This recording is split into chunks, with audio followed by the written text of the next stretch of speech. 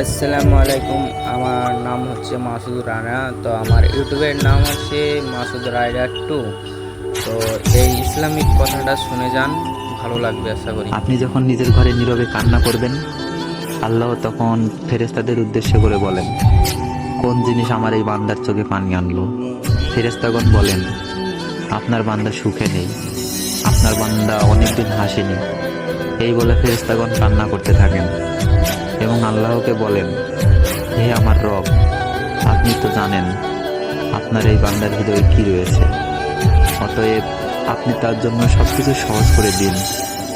আল্লাহ বলেন, আমার এই বান্দা এমন কিছু জীবন থেকে হারিয়ে ফেলেছে যে সে অধিক ভালোবেসেছিল।